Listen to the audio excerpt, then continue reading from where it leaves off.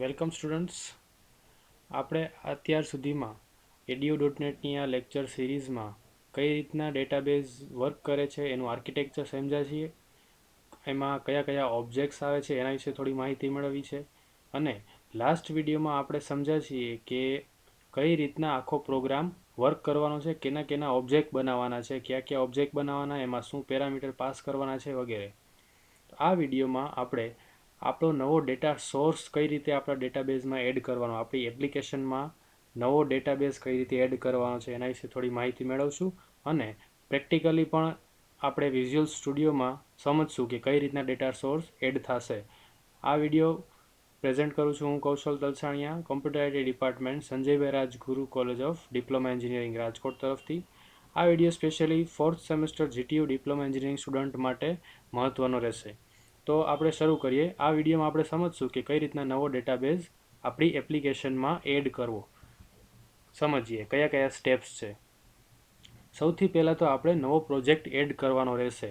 ખાસ ધ્યાન રાખજો, આ વિડીયોમાં હું અલગ અલગ સ્નેપશોટ્સ મેં લીધેલા છે, તમને જેથી કરીને સાવ ઇઝી રહેશે. કઈ રીતના સ્ટેપ્સ ફોલો કરશો એટલે તમારા પ્રોજેક્ટમાં કોઈ પણ જાતની એરર નહીં આવે. સૌથી પહેલાં આપણે બ્લેન્ક પ્રોજેક્ટ એડ કરીએ છીએ. તો વિઝ્યુઅલ સ્ટુડિયોમાં આપણને ખબર છે કે અહીંયા ફાઇલમાં જઈને ન્યૂ ઉપર ક્લિક કરીને વિન્ડોઝ ફોર્મ એપ્લિકેશન એવું સિલેક્ટ કરશો એટલે આ રીતનું એક બ્લેન્ક ફોર્મ આવી જશે. તો સૌથી પહેલાં તો આપણે પહેલું સ્ટેપ આ છે કે નવો એક બ્લેન્ક પ્રોજેક્ટ ક્રિએટ કરવાનો રહેશે. ત્યાર પછી હવે નવો ડેટા સોર્સ આપણા પ્રોજેક્ટમાં કઈ રીતે એડ કરવાનો, તો અહીંયા ઉપર ફાઇલ મેનુની અંદર ડેટા મેનુમાં જવાનું. ડેટા મેનુની અંદર અહીંયા ઓપ્શન આપે છે એડ ન્યૂ ડેટા સોર્સ, આના ઉપર ક્લિક કરવાનું રહેશે. એટલે આપણી સામે એક નવો વિન્ડો ખુલશે જ્યાં આપણને પૂછશે કે ડેટા સોર્સ સિલેક્ટ કરવાનું કહેશે, ચૂઝ અ ડેટા સોર્સ ટાઈપ. તો અહીંયા આપણે બાય ડિફોલ્ટ ડેટાબેઝ સિલેક્ટ કરવાનું રહેશે. ડેટાબેઝ બાય ડિફોલ્ટ સિલેક્ટ કરેલું જ હશે. આના ઉપર ડેટાબેઝ સિલેક્ટ કરીને નેક્સ્ટ ઉપર ક્લિક કરવાનું રહેશે. ઓકે. ત્યાર પછી આપણને સિલેક્ટ ડેટા મોડલ એવું એક બીજું ડાયલોગ બોક્સ ખુલશે. ધ્યાન રાખજો, આ એક વિઝાર્ડ ટાઈપ છે એટલે કે એક પછી એક સ્ટેપ આપણને ઓટોમેટિક એ લોકો પૂછતા જશે. વિઝ્યુઅલ સ્ટુડિયો ઓટોમેટિક આપણને પૂછશે. એટલે આપણે હવે બીજા સ્ટેપમાં શું કરવાનું છે, ડેટાબેઝનું મોડલ સિલેક્ટ કરવાનું છે. આપણે કયું મોડલ યુઝ કરશું, ડેટા સેટ ટાઈપ, મીન્સ કે ડિસ્કનેક્ટેડ આર્કિટેક્ચર આપણે યુઝ કરશું. અહીંયા બીજો ઓપ્શન આપે છે એન્ટિટી ડેટા મોડલ, પણ આપણે આ યુઝ જનરલી નથી કરતા હોતા કારણ કે ડેટા સેટની સાથે કામ કરવું બહુ ઇઝી રહે છે વિઝ્યુઅલ સ્ટુડિયોમાં. આપણે ડેટા સેટ સિલેક્ટ કરશું અને નેક્સ્ટ ઉપર ક્લિક કરશું. ઓકે. આટલું કર્યા પછી હવે આપણે નવું કનેક્શન એડ કરવાનું થશે. એટલે હવે ત્રીજું વિન્ડો આ ખુલશે, ચૂઝ યોર ડેટા કનેક્શન. જો આપણે પહેલેથી કોઈ કનેક્શન એડ કરેલું હશે તો એ આપણને અહીંયા બતાવશે. જો આપણી પાસે કોઈ કનેક્શન નહીં હોય તો આપણે અહીંયા ન્યૂ ઉપર ક્લિક કરવાનું રહેશે કે ન્યૂ કનેક્શન. આ ન્યૂ ક્લિક કનેક્શન ઉપર ક્લિક કરવાનું અને આપણને નવી વિન્ડો ખુલશે. એ નવી વિન્ડો કંઈક આવી દેખાશે. અહીંયા ઉપરથી જોતા જઈએ. સૌથી પહેલાં તો ડેટા સોર્સ તમારો શું છે કે માઇક્રોસોફ્ટ એસક્યુએલ સર્વર. જો તમારે કોઈ બીજું સર્વર યુઝ કરવાનું હોય તો અહીંથી ચેન્જ ઉપર ક્લિક કરી શકો છો, પણ જનરલી આ બાય ડિફોલ્ટ જ રાખવાનું હોય છે. ત્યાર પછી સર્વરનું નામ. આપણે જ્યારે વિઝ્યુઅલ સ્ટુડિયો આપણી સિસ્ટમમાં ઇન્સ્ટોલ કરીએ ત્યારે આપણું એક સર્વર પણ આમાં ઓટોમેટિક ઇન્સ્ટોલ થઈ જાય છે આપણી ઓએસ પર. આપણે અહીંથી ડ્રોપડાઉન ઉપર ક્લિક કરવાનું, થોડીક વાર લાગશે. ડ્રોપડાઉન ઉપર ક્લિક કરવાથી આપણને અહીંયા આપણું પીસીનું નામ અને એસક્યુએલ એક્સપ્રેસ એવું એક સર્વર મળશે. આ સર્વરનું નામ છે, આ આપણે સિલેક્ટ કરવાનું રહેશે. ત્યાર પછી અહીંયા જો ઓથેન્ટિકેશન પૂછે છે, આપણે ગયા વિડીયોમાં વાત કરી હતી કે બે રીતે ઓથેન્ટિકેશન થઈ શકે. કાં તો વિન્ડોઝ ઓથેન્ટિકેશનનો યુઝ કરીએ, એટલે કે જે વિન્ડોઝમાં આપણે લોગિન કરતી વખતે યુઝરનેમ પાસવર્ડ આપીએ એ જ આપણે આમાં લોગિન કરશું, અથવા તો એસક્યુએલ સર્વરના યુઝરનેમ અને પાસવર્ડ દેવાના. જે કનેક્શન સ્ટ્રિંગમાં મેં તમને વાત કરી હતી કે એમાં યુઝરનેમ પાસવર્ડ બે દેવા પડે, એ અહીંયા છે. આપણે આ યુઝ નથી કરતા, બાય ડિફોલ્ટ એમનો વિન્ડોઝ ઓથેન્ટિકેશન જ રાખશું. ત્યાર પછી અહીંયા નીચે આપે છે, જો ફર્સ્ટ સ્ટેપ શું કહે છે કે સર્વર, એસક્યુએલ સર્વર સિલેક્ટ કરવાનું. ત્યાર પછી અહીંયા છે કનેક્ટ ટુ ડેટાબેઝ, સિલેક્ટ ઓર એન્ટર ડેટાબેઝ નેમ. તમારી પાસે બે ઓપ્શન છે, કાં તો તમે ડેટાબેઝ સિલેક્ટ કરી શકો અથવા તો નવો જો ડેટાબેઝ ક્રિએટ કરવો હોય તો એ પણ ક્રિએટ કરી શકો. આપણે શું દેવાનું છે, ફક્ત ડેટાબેઝનું નામ દેવાનું છે. આપણે અહીંયા ડેટાબેઝનું નામ લખીએ અને ઓકે ઉપર ક્લિક કરશું એટલે તમારી સામે આવી એક વિન્ડો ખુલશે. તમને પોપઅપ મેસેજ પૂછશે કે નવો ડેટાબેઝ એક્ઝિસ્ટ નથી આ સિસ્ટમમાં, would you like to attempt to create it, એ આપણને પૂછે છે કે આ નવો ડેટાબેઝ તમારે ક્રિએટ કરવો છે. આપણે શું કરશું? યસ.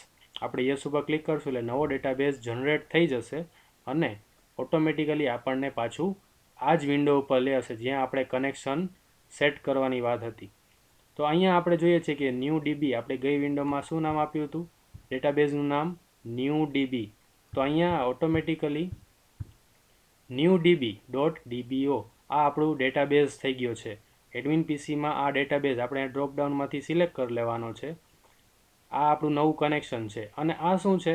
આ આપણી કનેક્શન સ્ટ્રિંગ છે. જો આપણે ગયા વિડીયોમાં સમજ્યા છીએ એની પાસે 3 પેરામીટર છે. એક તો ડેટા સોર્સ, એમાં શું હોય? સર્વર કયું યુઝ કરવાનું છે? તો આ સર્વર છે, એડમિન પીસી અને એસક્યુએલ એક્સપ્રેસ એ સર્વર છે.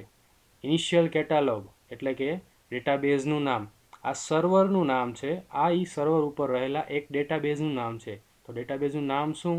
તો કે ન્યૂ ડીબી. અને ઇન્ટિગ્રેટેડ સિક્યોરિટી ટ્રુ એટલે કે વિન્ડોઝ ઓથેન્ટિકેશન જ વાપરવું છે. આપણે એસક્યુએલ સર્વરના યુઝરનેમ પાસવર્ડ વાપરવાના નથી. આ એક બાય ડિફોલ્ટ છે, આમનામ રાખવાનું અને નેક્સ્ટ ઉપર ક્લિક કરવાનું. કનેક્શન સ્ટ્રિંગ આપણને સેવ કરવી છે એવું પૂછે છે નેક્સ્ટ આપણને વિન્ડો.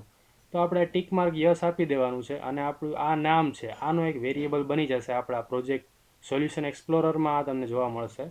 તો આપણે આ એક એમનેમ બાય ડિફોલ્ટ રાખશું અને નેક્સ્ટ ઉપર ક્લિક કરી દઈશું. હવે આપણને ડેટાબેઝ ઓબ્જેક્ટ્સ પૂછવાનું કહે છે કે નવો ડેટા સેટ જે આપણે કરવાની વાત હતી એનું નામ શું રાખવું છે. તો આ બાય ડિફોલ્ટ એમનેમ રાખવાનું છે અને ફિનિશ આપી દેવાનું છે. આટલું કરવાથી આપણો ડેટાબેઝ ક્રિએટ થઈ ગયો છે અને હવે આપણને એ આપણી વિઝ્યુઅલ સ્ટુડિયોની જે વિન્ડો છે એની લેફ્ટ હેન્ડ સાઈડમાં આપણને બતાવશે. આપણે આટલા સ્ટેપ કમ્પ્લીટ કરી લઈએ એટલે આપણો નવો જે ડેટાબેઝ છે એ સર્વર એક્સપ્લોરર પેનલ જે હોય જ્યાં તમને લેફ્ટ હેન્ડ સાઈડમાં ટૂલબોક્સ વિઝ્યુઅલ સ્ટુડિયોમાં હોય છે એની બાજુમાં જ એક સર્વર એક્સપ્લોરર કરીને હશે. અહીંયા લેફ્ટ હેન્ડ સાઈડની અંદર જો અહીંયા છે આ ટૂલબોક્સ અને એની જેમ હશે સર્વર એક્સપ્લોરર. જો આ આપણા કનેક્શનનું નામ છે new express new DB dot DBO. જો આ વિઝિબલ ના હોય, ફોર એક્ઝામ્પલ આ સર્વર એક્સપ્લોર વિઝિબલ ના હોય અથવા તમે એક્સિડેન્ટલી અહીંયા ક્લોઝ ઉપર ક્લિક કરી દો અને આ પેનલ વહી જાય છે, તો મેં ઘણી વખત કીધું છે કે કોઈ પણ વિન્ડો બંધ થાય જેમ કે ટૂલબોક્સ બંધ થઈ જાય તો ક્યાં જવાનું? વ્યૂ મેનુની અંદર અને સર્વર એક્સપ્લોર તમે કરી શકો છો. આટલું કર્યા પછી તમારું આ જે કનેક્શન છે એ રેડી થઈ ગયું છે. હવે શું કરવાનું છે? હવે આપણો ડેટાબેઝ રેડી થઈ ગયો છે પણ એ ડેટાબેઝ એમ્પ્ટી હશે એટલે કે એની અંદર એક પણ ટેબલ નહીં હોય. તો આપણે શું કરવાનું છે? એક ટેબલ એની અંદર ક્રિએટ કરવાનું રહેશે. કઈ રીતના ક્રિએટ કરવાનું? આપણે અહીંયા એક્સપાન્ડનું પ્લસ ઉપર ક્લિક કરવાનું. પહેલાં અહીંયા પ્લસ આવું હશે એટલે અહીં શું કરવાનું? પ્લસ ઉપર ક્લિક કરવાનું એટલે એ એક્સપાન્ડ થશે. એની અંદર આટલા ફોલ્ડર હશે. અહીંયા એક ટેબલ્સ નામનું ફોલ્ડર તમને દેખાશે. એ ટેબલ્સ ફોલ્ડર ઉપર જો અહીંયા શું કરવાનું? સૌથી પહેલાં આના પર ડબલ ક્લિક કરીએ એટલે એ એક્સપાન્ડ થશે. આ કનેક્શન ઉપર ડબલ ક્લિક કરવાનું એટલે આટલી વિન્ડો આ જે ફોલ્ડર્સ ખુલશે તમારી સામે. અહીંયા શું કરવાનું? ટેબલ્સ ઉપર રાઈટ ક્લિક કરવાનું અને શું સિલેક્ટ કરવાનું? અહીંયા ઉપર રાઈટ ક્લિક કરીએ એટલે આવું એક પોપઅપ મેનુ ખુલે. અહીંયા શું આપવાનું? આપણને જો પહેલો જ ઓપ્શન આવશે એડ ન્યૂ ટેબલ, આના ઉપર ક્લિક કરશું એટલે એડ ન્યૂ ટેબલની નવી વિન્ડો ખુલશે. કેવું દેખાશે? એ ન્યૂ ટેબલ ઓર્ગેનાઇઝર અપિયર્સ. એ આવી રીતના દેખાશે. જે આપણે ફોર્મ ડિઝાઇન કરતા હોઈએ એ બધું હોય ને ત્યાંની બાજુમાં જ અહીંયા એક આવી વિન્ડો ખુલી જશે. અહીંયા આપણને 3 આપણને પૂછે છે પ્રશ્ન કે કોલમનું નામ આપો, એનો ડેટા ટાઈપ અને એમાં નલ એલાવ કરવું છે કે નહીં. જો અહીંયા આપણે કોઈ પણ ક્વેરી કે એવું કંઈ લખવાનું નથી ટેબલ ક્રિએટ કરવા માટે, બધું અહીંયા વિઝ્યુઅલી થાય છે. કોઈ પણ જાતનો કોડ લખવાનો નથી. આપણે કોલમનું નામ દેવાનું, અહીંયા ડેટા ટાઈપ દેવાનો અને આ ટિક માર્ક જો નલ એલાવ કરવું હોય તો યસ, અધરવાઇઝ એમને બ્લેન્ક રાખી દેવાનું છે. અહીંયા આપણે જેટલી કોલમ એડ ઉમેરતા જશું એમ નીચે નીચે એડ થતું જશે ઓટોમેટિક. એક એક્ઝામ્પલ તરીકે આપણે જે ગયા લેક્ચરમાં જોયું હતું કે 3 કોલમ હોય છે આઈડી, નેમ અને ઈમેલ, એવું એક ટેબલ આવી રીતના બનાવવું હોય તો કેવું દેખાશે? અહીંયા 3 વસ્તુ દેવાની આવી રીતના 3 કોલમ આપણે એડ કરી છે. અહીંયા લખતું જવાનું આઈડી, જો કે એનો ડેટા ટાઈપ ઇન્ટીજર છે, નેમ ઈ સ્ટ્રિંગ છે એટલે કે અહીંયા શું રાખવાનું? એન કેર ડેટા ટાઈપ છે, એસક્યુએલનો ડેટા ટાઈપ છે અને ઈમેલ એ પણ એન કેર. ઓકે, તો આપણે આટલી વસ્તુ 3 કોલમ અહીંયા એક્સેલમાં તમે ટાઈપ કરતા હોય અને લખતું જવાનું છે, એક પછી એક સેલમાં લખતું જવાનું છે અને ઓટોમેટિક એ થઈ જશે. આ આપણું ટેબલ બની ગયું છે. આટલું કરીને આને સેવ આપી દેવાનું છે. હવે આટલું આમાંથી સેવ કર્યા પહેલાં આપણે શું કરવું પડશે કે કોઈ પણ ટેબલની અંદર કોઈ પણ એક કોલમ છે એની પ્રાઇમરી કી હોય. અહીંયા આ ટેબલની અંદર પ્રાઇમરી કીનો મિનિંગ તમે સમજો છો કે યુનિક હોય અને આપણે એક પ્રાઇમરી કીની મદદથી આખા ટેબલમાં કોઈ પણ રોને સર્ચ કરી શકીએ, ફાઇન્ડ કરી શકીએ. તો આ ટેબલની અંદર આઈડી કોલમ જે છે એને મારે પ્રાઇમરી કી સેટ કરવાની છે. તો એ હું કઈ રીતના કરીશ? તો આ ટેબલની નીચે અહીંયા એક મેનુ આવી રીતના ખુલ્લું હોય છે. એનું અહીંયા શું છે કે કોલમ પ્રોપર્ટી. આપણે શું કરવાનું? આઈડીને પ્રાઇમરી કી બનાવવી છે તો આઈડી પહેલાં તો સિલેક્ટ કરવાનું અને અહીંયા નીચે કોલમ પ્રોપર્ટીઝની અંદર અહીંયા એક નીચે ઓપ્શન આવે છે આઈડેન્ટિટી સ્પેસિફિકેશન. આઈડેન્ટિટીનો મિનિંગ તમે સમજો છો કે જે યુનિકલી આઈડેન્ટિફાઈ કરી શકે એ. તો આપણા ટેબલની અંદર આ જે કોલમ છે એ આખી ડેટાને આઈડેન્ટિટી સ્પેસિફાઈ કરી શકશે, એટલે કે યુનિકલી આઈડેન્ટિફાઈ કરી શકે. તો આપણે શું કરવાનું કે એને આઈડેન્ટિટી સ્પેસિફાઈ કરવાનું. તો કઈ રીતે થશે? આને ઉપર એક્સપાન્ડ કરવાનું કે ઇઝ આઈડેન્ટિટી. જો આઈડેન્ટિટી હોય તો આપણે અહીં શું કરી લેવાનું? એ ડ્રોપડાઉનમાંથી યસ સિલેક્ટ કરવાનું અને ઓટો ઇન્ક્રીમેન્ટ તમે સમજો છો કે અહીંયા ઓટોમેટિકલી ઇન્ક્રીઝ થતું જશે, તો એક એકનું ઇન્ક્રીમેન્ટ ઓટોમેટિક અહીંયા આપી દેવાનું. તો આઈડી સિલેક્ટ કરવાનું. કોલમ પ્રોપર્ટીઝની અંદર અહીંયા નીચે ઓપ્શન આવે છે આઈડેન્ટિટી સ્પેસિફિકેશન. અહીંયા નીચે ઇઝ આઈડેન્ટિટી, અહીંયા યસ આપવાનું, આઈડેન્ટિટી ઇન્ક્રીમેન્ટમાં 1 આપવાનું. આટલું કર્યા પછી આપણું ટેબલ ક્રિએટ થઈ ગયેલું છે, કમ્પ્લીટ છે. હવે ઇઝ આઈડેન્ટિટીમાં અહીંયા યસ આપી દેવાનું, ઓટો ઇન્ક્રીમેન્ટની વેલ્યુ 1 1 આપી દેવાની અને હવે ટેબલને સેવ કરી લેશું. જેવું Ctrl+S દબાવશું એટલે આપણા ટેબલનું નામ પૂછશે. અહીંયા જે તમારે નામ આપવું એ આપી શકો છો. આપણે બાય ડિફોલ્ટ ટેબલ 1 રાખીશું અને ઓકે ઉપર ક્લિક કરી દઈશું. આટલું થઈ ગયા પછી તમારું ટેબલ હવે રેડી છે. હવે આપણે શું કરશું કે યુઝરને દેખાડવા માટે ગયા વિડીયોમાં આપણે સમજ્યા છીએ કે ગ્રીડ વ્યૂ એક કંટ્રોલ આવે છે, તો એ કંટ્રોલને આપણે કન્ફિગર કરવાનું થશે. તો શું કરવાનું? ટૂલબોક્સમાંથી ડ્રેગ એન્ડ ડ્રોપ કરવાનો છે ડેટા ગ્રીડ વ્યૂ કંટ્રોલને. અહીંયા ડેટાની અંદર ટૂલબોક્સની અંદર જ અહીંયા એક કંટ્રોલ છે જેનું નામ છે ડેટા ગ્રીડ વ્યૂ. આને ડ્રેગ એન્ડ ડ્રોપ કરીને આપણા ફોર્મ ઉપર મૂકી દેવાનો છે. ઓકે, તો ફોર્મમાં મૂકશો એટલે આવું કંઈક દેખાશે આપણને. આ એક બ્લેન્ક એમનેમ દેખાશે આવી રીતના પેનલ જેવું. હવે અહીંયા શું કરવાનું? એક જો અહીંયા ત્રિકોણ એક આકાર દેખાય છે, એના ઉપર ક્લિક કરશો ને એટલે આપણને એ ગ્રીડ વ્યૂને આખું કન્ફિગર કરવાની એક પોપઅપ મેનુ જેવું ખુલશે. અહીંયા આપણે પહેલું ઓપ્શન આપણા કામનું છે કે આ ગ્રીડ વ્યૂમાં જે ડેટા શો કરવાનો છે એનો સોર્સ કયો હશે. આપણે ગયા વિડીયોમાં સમજ્યા છીએ કે ડેટા ગ્રીડ વ્યૂનો સોર્સ કોણ હોય? તો કે ઓલા ડેટા સેટની અંદરનું જે ટેબલ છે જે આપણે હમણાં ગઈ સ્લાઇડમાં બનાવ્યું એ સોર્સ અહીંયા સિલેક્ટ કરવાનો. એટલે કે અહીંયા આ પોપઅપ મેનુ ઉપર અહીંયા જે ડ્રોપડાઉન છે આના આઇકન ઉપર ક્લિક કરવાનું. અહીંથી ડેટા સોર્સ આમ ખુલશે. અહીંયા શું કરવાનું? અહીંયાથી જો અત્યારે તો નન હશે, તમારા આ મેનુ અહીંયા એક્સપાન્ડ કરવાનું. અહીંયાથી પ્રોજેક્ટ ડેટા સોર્સને પણ એક્સપાન્ડ કરવાનું. આપણો જે ડેટા સેટ જે આપણે બનાવ્યો હતો, આપણે જે વિઝાર્ડમાં એક પછી એક સ્ટેપ આવતા હતા એમાં જે આનું નામ હતું ન્યૂ ડીબી ડેટા સેટ અને એની અંદરનું આ જે એક ટેબલ 1 જે આપણે હમણાં જ ગયા સ્ટેપમાં બનાવ્યું, ટેબલ 1 અહીંયા સિલેક્ટ કરી દેવાનું. આટલું કરશો આપણું જે આ ડેટા સેટ અને આ ટેબલ 1 છે. આટલું કરશો એટલે આપણને આઉટપુટ આવું કંઈક મળશે. આપણે આને રન કરશું આ એપ્લિકેશનને એટલે આવું કંઈક આપણને મળે છે. જો આ આપણું આઉટપુટ છે.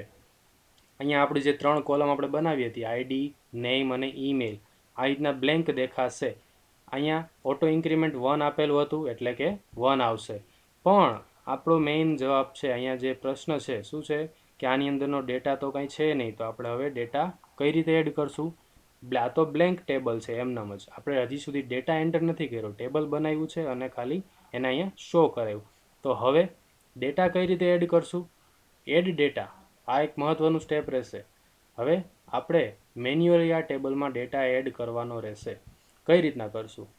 અહીંયા આ ટેબલ જે લેફ્ટ હેન્ડ સાઈડ જે ઓલી વિન્ડો હતી ત્યાં જ અહીંયા ટેબલ્સની અંદર આપણું જે ટેબલ છે ટેબલ 1 એના પર રાઈટ ક્લિક કરવાનું એટલે આપણને આ જે મેનુ ખુલે ત્યાં જો અહીંયા ઓપ્શન એક છે શો ટેબલ ડેટા, એના પર ક્લિક કરશું.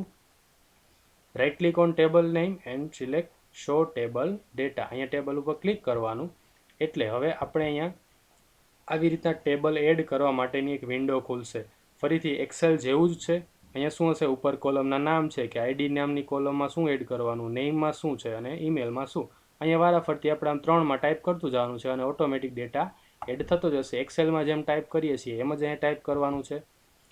દરેક સેલ ઉપર ક્લિક કરવાનું અને એ કોલમ માટેની વેલ્યુ જે હોય એ આપી દેવાની.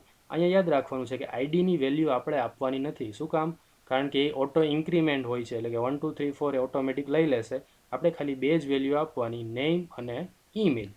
તો આપણે થોડોક રેકોર્ડ એડ કરીએ તો કંઈક આવી રીતના આપણને વેલ્યુઝ મળે છે. અહીંયા જે ઓટો ઇન્ક્રીમેન્ટ થતું જશે અને આપણે ખાલી આ બે વેલ્યુ દેવાની. તો હવે આપણા ટેબલમાં ડેટા એડ થઈ ગયો છે. હવે શું કરવાનું, આપણે અત્યાર સુધી જે અહીંયા આમનામ લખેતા જશું ને તો આપણે ટેબલમાં એડ નહીં થાય, કારણ કે આ એક ડેટાબેઝ છે. ડેટાબેઝ છે, આ એક્સેલ નથી. એક્સેલની અંદર તમે એમનામ ટાઈપ કરતા જાઓ અને એડ થતું જાય. આ ડેટાબેઝ છે. ડેટાબેઝમાં એડ કરવા માટે શું કરવું પડે, ક્વેરી ફાયર કરવી પડે. હવે આપણે અહીંયા એડ તો કરી દીધો, પણ હવે આ એકચ્યુઅલી ડેટાબેઝમાં સોર્સમાં એડ કઈ રીતે થશે.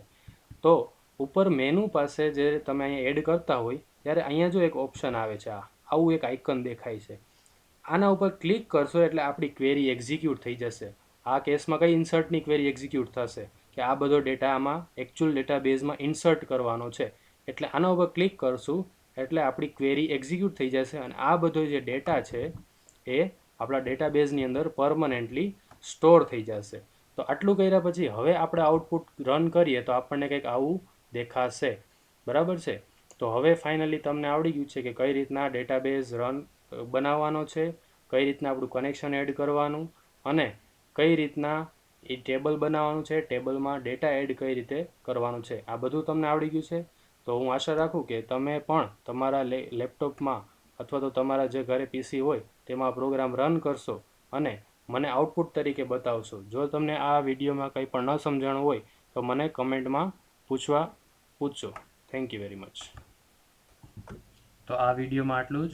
જો તમને આ વિડીયો ગમ્યો હોય તો લાઈક કરો, તમારા મિત્રોમાં વધુમાં વધુ શેર કરો અને આના જેવા જ વધારે વિડીયોઝ મેળવવા માટે સબસ્ક્રાઈબ કરો અમારી ચેનલને SRZ diploma. Thank you very much.